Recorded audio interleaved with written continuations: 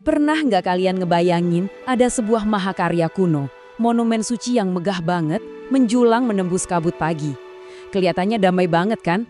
Tapi, gimana kalau ternyata di balik keagungannya itu, monumen ini nyimpen rahasia super gelap yang sengaja dikubur dalam-dalam sama pembuatnya? Nah, di penjelasan kali ini, kita bakal ngebongkar misteri yang terkubur persis di bawah Candi Borobudur. Misteri yang gak cuma ngomongin soal sejarah masa lalu, tapi justru bakal nembus langsung ke relung terdalam dari sisi gelap psikologi kita sendiri. Siap? Yuk kita mulai! Coba deh kalian bayangin, lagi jalan-jalan santai menyusuri teras-teras batu Borobudur yang suci dan menenangkan.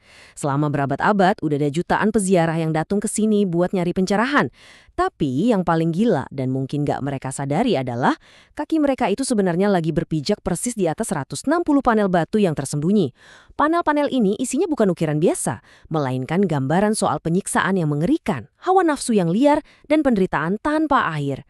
Agak mind-blowing ya, gimana bisa struktur sesakral ini malah dibangun tepat di atas visualisasi kejahatan yang begitu brutal? Jadi gini, Borobudur itu pada dasarnya ibarat sebuah mandala 3 dimensi raksasa. Kalau kita bedah strukturnya dari atas sampai ke fondasi paling bawah, ada satu lapisan terluar yang namanya Kamadhatu. Ini adalah alam hasrat dan nafsu hewaniah kita. Dan yang bikin merinding, seluruh tingkat dasar ini tuh benar-benar sengaja dibungkus dan dikubur rapat di bawah dinding batu raksasa, bahkan sebelum candi ini selesai dibangun. Pertanyaannya, kenapa fondasi yang justru paling dasar ini harus banget dihilangkan dari pandangan dunia? Buat mahamin alasannya, kita harus melihat bangunan ini bukan sekedar sebagai tumpukan batu, tapi sebagai peta pikiran manusia itu sendiri. Kalau kita pinjam kacamata psikologi Carl Jung, bagian Borobudur yang paling atas, yang melingkar tanpa hiasan itu, ngelambangin diri transenden atau nirwana. Turun sedikit ke galeri yang bentuknya persegi, itu adalah ego sadar kita, tempat kedisiplinan dan logika. Nah, di dasar yang paling bawah dan tersembunyi itulah Kamadhatu berada.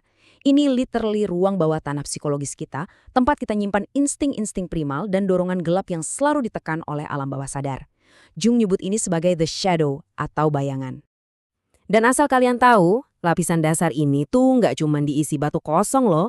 Di situ ada 160 panel relief, super rumit yang mengukir kisah kitab Mahakarma Wibangga. Bayangin aja seberapa gila usaha para seniman batu Jawa kuno waktu itu. Mereka mahat adegan demi adegan secara mandiri buat ngegambarin hukum karma.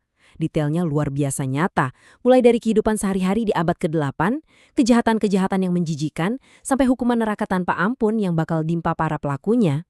Visual kuno ini dengan brilian sekaligus brutal ngasih lihat hukum sebab akibat. Ada relief yang nunjukin gimana dosa duniawi kayak menyiksa hewan itu dibalas dengan kejam. Terus ada lagi gambaran soal kejahatan tak termaafkan, kayak membunuh ibu kandung.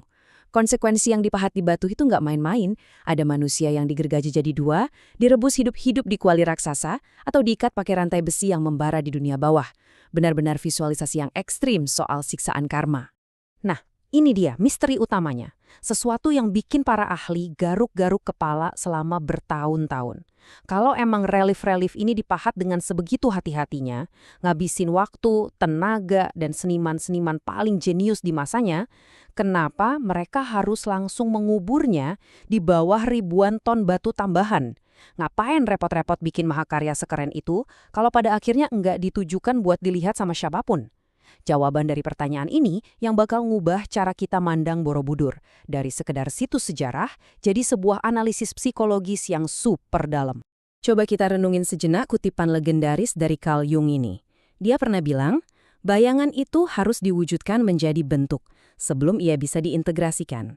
Dalam psikologi mendalam, kita nggak bisa tuh pura-pura buta atau lari dari dorongan primitif di dalam diri kita.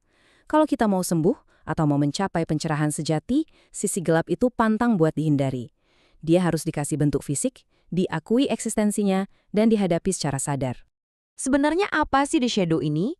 Gampangnya, The Shadow atau bayangan adalah gudang tempat kita ngebuang semua kekacauan emosional, insting kebinatangan, hawa nafsu, sampai kenangan traumatis yang rasanya terlalu tabu atau menyakitkan buat diakuin sama ego sadar kita.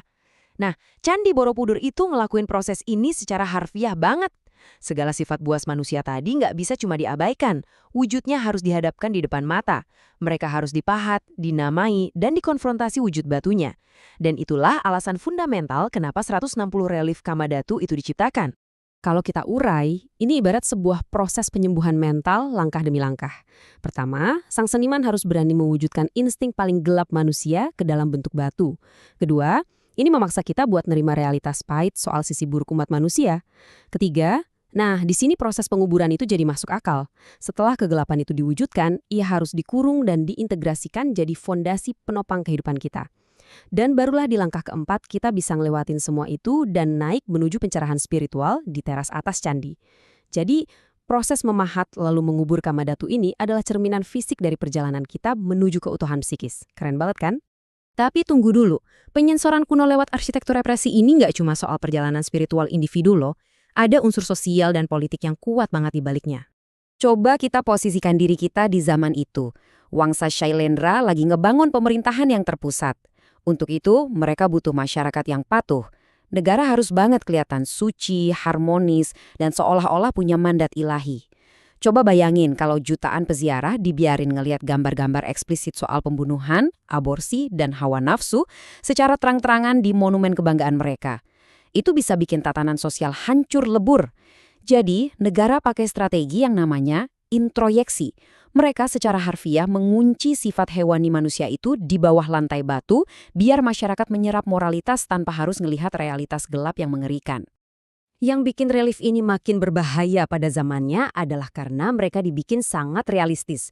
Pemahatnya sengaja banget masukin detail kayak pakaian sehari-hari, bentuk rumah kayu tradisional, sampai alat pertanian yang dipakai sama orang Jawa abad ke-8.